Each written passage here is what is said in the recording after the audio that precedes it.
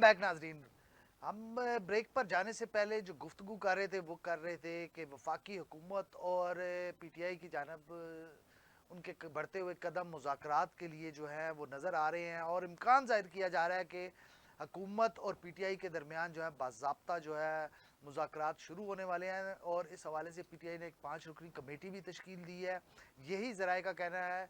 और ज़राए का ये भी दावा है कि जो है पेशगी मुतालबात जो पीटीआई की जानब से थे वो उसको विदड्रॉ कर लिया गया है, अब कोई उनके पेशगी मुतालबात नहीं है। और तहम दूसरी तरफ अगर हम बात करें तो सेक्रेटरी इत्तलात जो पीटीआई है उनका कहना यही है कि रस्मी गुफ्तगू को मुज़ाकरात मत समझा जाए और इसका मतलब ये नहीं है कि हमारे मुज़ाकरात हो रहे हैं। इस हवाले से हम सबसे पहले बात करेंगे जो हमारे साथ हमारे इन्वेस्टिगेशन सेल के हेड हैं अब्दुल भाई डोगर साहब। क्या कहते हैं आपके जो आखिरकार पीटीआई मान गई है कि वो मुज़ाकरात करेगी? देखिए काशिफ साहब, मुज़ाकरात हुकूमत और अपोजिशन के दरमियान जो है वो नहायत ही खुशाइंद है। आपको पता है मुल्क की जो भी मौजूदा सूरत हाल है, जिस तरह पाकिस्तान को घेरे में लिया जा रहा है। लेकिन जो सुन्नी इत्तेहाद कौंसिल के चेयरमैन हैं हामिद रज़ा साहब, उन्होंने बाज़ाब्ता तौर पर इसकी तस्दीक भी की है कि हुकूमत के साथ हमारे शेख मुज़ाकरात। वकास तो तरदीद कर रहे हैं। सर, शेख वकास अकरम चूँकि इन मुज़ाकराती टीम का हिस्सा नहीं है, हो सकता है उनको किसी ने ना बताया हो। ठीक। आजकल वैसे भी जो पीटीआई के हालात हैं, इनका राब्ता आपस में कम ही होता है, चूँकि कहते हैं छुपे हुए हैं कि लोकेशन आ जाती है, पकड़े ना जाए। ठीक। तो बहरहाल ये पार्लियामेंट का फोरम इसके लिए इस्तेमाल किया जा रहा है। और ज़राए के मुताबिक स्पीकर जो एयाज सादक हैं, उन्होंने बाकायदा तौर पर जो पीटीआई के एमएनए हैं, अपोजिशन लीडर भी है गालबन वो उमर अयूब साहब, उनसे रब्ता किया। फिर इनके आपस में मुज़ाकरात भी हुए। असद कैसर भी स्पीकर के साथ मुलाकात कर तो चुके फिर वो हैं। शेख वकास अकरम ठीक कह रहे हैं ना, ये एक गैर रस्मी गुफ्तगू है, इसको मुज़ाकरात नहीं देखिए, कह सकते। मुज़ाकरात को गैर रस्मी गुफ्तगू कहना सर मेरा नहीं ख्याल कि कोई मुनासिब है। अब जो हमारे जो ज़राए हैं उनका ये कहना है कि जो पीटीआई है उनकी जानिब से जो मुतालबा किया गया है वो 9 मई और ये 24 जो नवंबर है इस पर जुडिशल कमीशन का मुतालबा कर रहे हैं। इन दो शराइत पर जो है वो मुज़ाकरात इन्होंने शुरू करने का फ़ैसला किया है।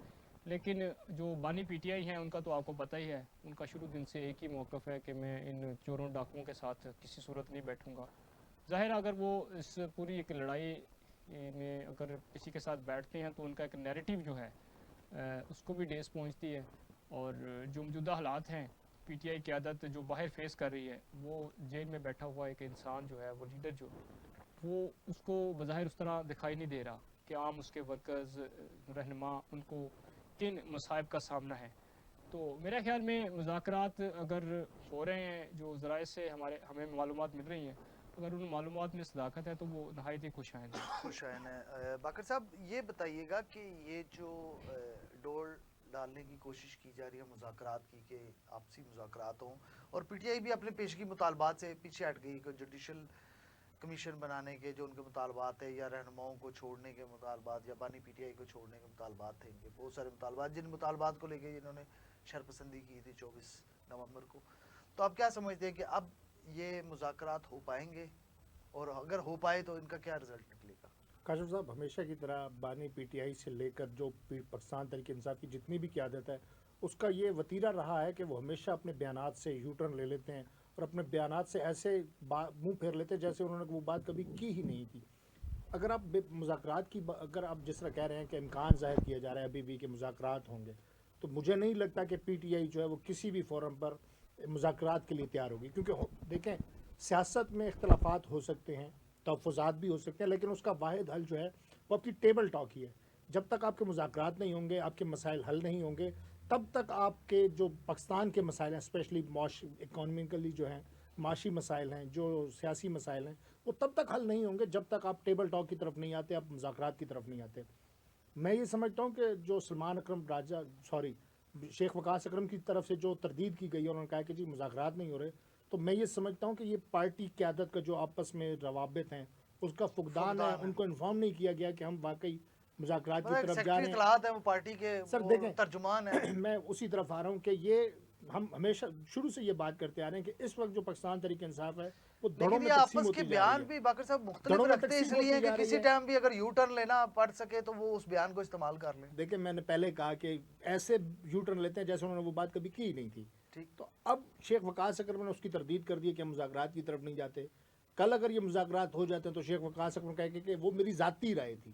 اس کا مطلب یہ ہوا کہ آپ میں انٹرنل جو کمیونیکیشن ہے وہ بالکل نہیں ہے, انٹرنل کمزور ہے. کوارڈینیشن نہیں ہے, جس کی وجہ سے آپ کو اپنے ساتھ مشاورت میں بھی نہیں رکھا جاتا اور نہ ہی آپ کو بتایا جاتا ہے کہ ہم مذاکرات کی طرف جا رہے ہیں. اور ہم نے جو لیکن ایسا بھی تو ہو سکتا ہے جیسے بھائی ڈوگر صاحب نے کہا کہ شیخ وقاص اکرم شاید اس 5 رکنی کمیٹی کا حصہ نہیں ہے, تو دیکھیں شاید وہ اس وجہ سے بھی کہہ رہے ہوں. میں پھر وہی بات دہرا رہا ہوں, دھڑوں میں تقسیم ہو چکی ہے. علیمہ خان, عظمیٰ خان, بشرا بی بی, یہ 3 مختلف دھڑے ہیں. اور اب بیرسٹر گوہر ان کے ساتھ گنڈا پور کا بھی ایک دھڑا ہے. گنڈا پور کی آپ بات کر لیں, بشرا بی بی کی بات کر لیں, بیرسٹر گوہر کی بات کر لیں, عمر ایوب کی بات کر لیں, یہ جتنی بھی قیادت ہے یہ سب اب دھڑے بندیوں میں تقسیم ہو گئی ہے. کچھ لوگ کسی کے ساتھ ہیں, کچھ لوگ کسی کے ساتھ ہیں. مجھے بتائیں شیخ وقاص اکرم کو اس سے پہلے کون جانتا تھا؟ ان کو جب پاکستان تحریک انصاف میں سیکرٹری اطلاعات لایا گیا اس وقت تک ان کو کوئی نہیں جانتا تھا, ان کا سیاست میں کہیں کوئی نام نہیں تھا. اب وہ بھی اپنا سیاسی قد جو ہے وہ بلند کرنے کی کوشش کر رہے ہیں. سیکرٹری اطلاعات ہونے کے ناطے آپ کو یاد ہوگا رؤوف حسن کو بھی سیکرٹری وہ اس اطلاعات طرح رکھا گیا تھا. کنٹروورشل بیانات صرف اس وجہ سے اس آپ وجہ کہہ سے رہے دے ہیں رہا تھا کہ کہ دے میں رہے ہیں. بھی ہوں. وہ آپ کو ایک یاد ہوگا, ایک قصہ ہم نے ہم لوگ قصہ پڑھا کرتے تھے جس میں وہ کہا جاتا تھا کہ میں بھی ہوں. حالانکہ ہوتا کچھ بھی نہیں ہے, صرف اپنے آپ کو نمایاں کرنے کے لیے بیان بازی جو ہے وہ کی جاتی ہے. اور میں یہ سمجھتا ہوں کہ اگر واقعی ہی یہ مذاکرات ہو رہے ہیں تو یہ پاکستان کی بہتری کے لیے اور یہ ہونے چاہیے. اسی سے ہی پاکستان کے سیاسی مسائل کا حل ممکن ہوگا, انہی سے ہی پاکستان کے جو معاشرتی مسائل ہیں ان کا حل ممکن ہوگا, انہی سے ہی پاکستان کے جو دیگر ممالک کے ساتھ روابط ہیں وہ بحال ہونے کے چانسز بڑھ جائیں گے. پاکستان کے روابط جب بحال ہو جائیں گے انٹرنیشنل سطح پر تو پاکستان ترقی بھی کرے گا اور پاکستان جو ایک معاشی طور پر مضبوط معیشت بن کر ابھرے گا. تو میں یہ سمجھتا ہوں کہ اگر وہ کسی بھی وجہ سے بیک فٹ پر جانا چاہ رہے ہیں پی ٹی آئی تو ان کو یہ نہیں کرنا چاہیے اور ان کو ہر صورت مذاکرات کی ٹیبل پر آنا چاہیے. جب تک آپ ٹیبل ٹاک پہ نہیں آئیں گے, آپ کے مسائل کا علم نہیں ہوگا, تو آپ کیسے ایک مسئلے کا حل نکال پائیں گے. تو یہاں پہ سوچنا پڑے گا ہم سب کو, ہماری پوری پاکستانی قیادت کو, ہمارے پوری پاکستانی عوام کو, کہ وہ کون سے عوامل ہیں جس کی وجہ سے پاکستان تحریک انصاف کے جو حاضر وقت کے جو لیڈران ہیں, جو قائدین ہیں, وہ مذاکرات کا کہہ کر پیچھے ہٹنے کی کوشش کر رہے ہیں. اور اگر مذاکرات ہونے جا رہے ہیں تو اس سے پاکستان کے معاشی مسائل پر کس طرح اثر پڑے گا. آپ کا پوائنٹ آف ویو آ گیا.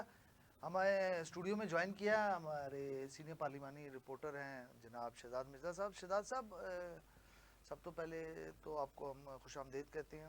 تو آپ ہمیں یہ بتائیں کہ جو وفاقی حکومت کے جو کولیشن پارٹنرز ہیں, پاکستان پیپلز پارٹی اور دیگر جماعتیں ہیں, کیا وہ بھی اس مذاکراتی عمل میں شامل ہوں گی یا ان کو بھی کوئی اعتماد میں لیا گیا ہے؟ پاکستان پیپلز پارٹی پہلے ہی بہت نالاں دکھائی دیتی ہے حکومت کے کچھ فیصلوں سے, کچھ معیشت کے حوالے سے فیصلوں سے بھی نالاں دکھائی دیتے ہیں, کچھ عوامی مسائل بھی اس قدر زیادہ ہو چکے ہیں, کچھ وہ پیپلز پارٹی کے تحفظات ہیں کہ ہمارے گورنرز کو اس طرح سے اختیارات اور چیزیں معاملات ہمارے ساتھ نہیں سیٹل ڈاؤن جس طرح بات ہوئی تھی, وہ پہلے ہی ناراض ہیں. تو کیا ان کو بھی اعتماد میں لیا گیا یا خود سے ہی یہ عمل شروع کیا جا رہا ہے؟ جی بہت شکریہ کاشف صاحب. چونکہ یہ آپ کو معلوم ہے یہ کولیشن گورنمنٹ ہے تو ان سے اعتماد میں بالکل لیا گیا ہے اور وہ اعتماد میں ہی ہیں, کیونکہ ان کی بھی کوشش یہی ہے کہ ملک جو ہے استحکام کی طرف جائے. تو اب بات یہ ہے کہ مذاکرات کی, تو ابھی تک مذاکرات کے جو ایجنڈا ہے یا کن پوائنٹ پر مذاکرات ہونے ہیں وہ ابھی سامنے نہیں آئے. کیونکہ اس سے قبل آپ نے دیکھا ہے کہ ان کے جو مذاکرات کے پوائنٹ تھے وہ یہ تھے کہ بانی پی ٹی آئی کو رہا کریں, بانی پی ٹی آئی کو رہا کریں, بانی پی ٹی آئی کو رہا کریں. اس میں ایسا کوئی ایجنڈا شامل نہیں تھا کہ جس کے اوپر حکومت کے ساتھ اپوزیشن بیٹھ کے مذاکرات کرتی.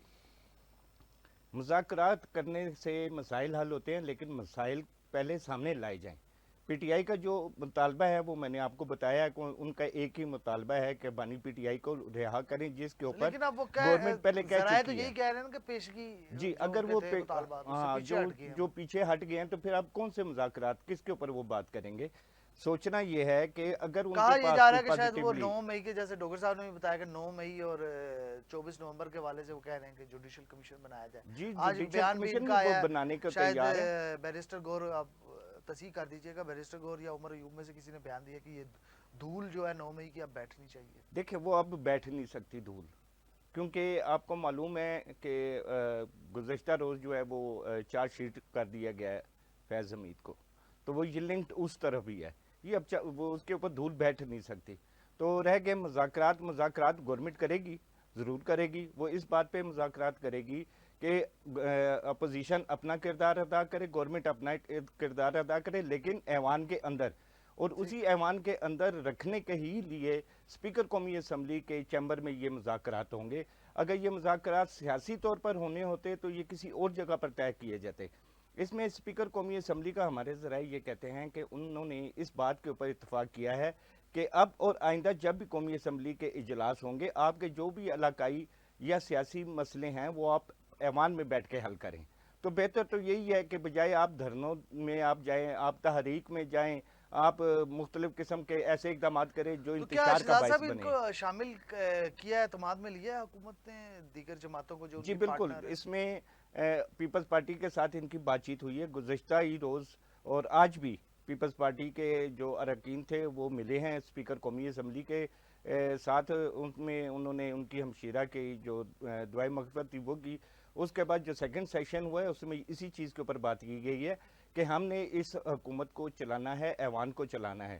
اس کے اوپر جو ہے انہوں نے پھر پی ٹی آئی سے رابطہ کیا، اور پی ٹی آئی کو انہوں نے یہ کہا ہے کہ آپ کے جتنے مسائل ہیں، آپ کے لیے ایک بہترین پلیٹ فارم ہے اسمبلی کا. اس میں سینٹ بھی ہے، اس میں اسمبلی بھی ہے. آپ نے جو اگر عوامی مسائل کے اوپر بات کرنی ہے، لائک مہنگائی ہے، بے روزگاری ہے، یا کوئی اور مسائل ہیں، حکومت نے اس چیز سے قطعاً انکار کر دیا کہ جو آپ کے پہلے 4 ڈیمانڈز تھیں، جس میں ان کے بانی پی ٹی آئی کے اوپر مقدمات تھے، جس میں بانی پی ٹی آئی کی رہائی تھی اور دیگر معاملات تھے، ان سے انہوں نے ان کو شرائط سے نکال دیا. جیسے آپ نے ابھی کہا کہ وہ ان سے دستبردار ہو گئے ہیں. تو اب اگر وہاں سے دستبردار ہو گئے تو پھر پی ٹی آئی کے پاس پیچھے کیا رہ جاتا ہے؟ بردار ہونا اس لیے بھی پڑے گا کیونکہ بانی پی ٹی آئی ہمیشہ یہ کہتے رہے کہ میں سیاسی لوگوں کے ساتھ مذاکرات کے لیے نہیں بیٹھوں گا. ان کی جانب سے ہمیشہ یہ کہا جاتا ہے کہ میں اسٹیبلشمنٹ کے ساتھ مذاکرات کے لیے تیار ہوں. اب دیکھنا یہ ہے کہ یہ جو پی ٹی آئی قائدین اگر مذاکرات کی جانب جا رہے ہیں تو کیا بانی پی ٹی آئی کو پس پشت ڈال کر جا رہے ہیں؟ کیونکہ وہ کبھی ہمیشہ یہ کہتے رہے کہ میں چوروں کے ساتھ نہیں بیٹھوں گا، میں لٹیروں کے ساتھ نہیں بیٹھوں گا، میں ٹکوں کے ساتھ نہیں بیٹھوں گا. تو کیا اب بانی پی ٹی آئی اپنے اس بیان سے مکر گئے؟ یہ ان نہیں، کا بانی وتیرہ پی رہا ٹی ہے. آئی تو شہزاد صاحب نہیں بیٹھ رہے نا، بیٹھ تو آپ سر کے مجھے دیکھیں، ان ایک کی سیاسی لیڈر ہے، ایک سیاسی تشکیل کردہ بانی ہے. کمیٹی، ڈاکٹر صاحب تشکیل کردہ کمیٹی بیٹھے گی نا مذاکرات میں، بانی پی ٹی آئی، لیکن بانی پی ٹی آئی کی گو ہیڈ تو ہوگی اس میں. ڈیفینیٹلی ساری ان کی مشاورت کے بغیر مذاکرات کیسے ممکن ہے؟ ان کی مشاورت اس میں شامل ہوگی. اور اب جو میری معلومات ہیں اس کے مطابق بانی پی ٹی آئی بھی اس تمام تر معاملات کے باوجود ایگری ہیں کہ پارلیمنٹ کا فورم جو ہے وہ مذاکرات کے لیے استعمال کیا جائے. اور جب اگر پارلیمنٹ کا فورم استعمال ہوتا ہے تو ویل اینڈ گڈ، ادروائز آپ کو پتہ ہے کہ ان کا جس طرح ویسے پارلیمنٹ کا میں ایک فورم بات استعمال شہزاد مرزا صاحب آپ کو جیسے کیا ڈوگر صاحب نے کہا ہے نا کہ بانی پی ٹی آئی کی مشاورت کے بغیر یہ عمل آگے نہیں چل سکتا، تو پھر آپ یہ چیز ذہن میں رکھیں کہ وہ مذاکرات کامیاب نہیں ہوں گے. کیونکہ وہ ہمیشہ یہ کہتے رہے ہیں کہ میں اسٹیبلشمنٹ کے ساتھ بیٹھوں گا، میں ان حکومت والوں کے ساتھ نہیں بیٹھوں گا.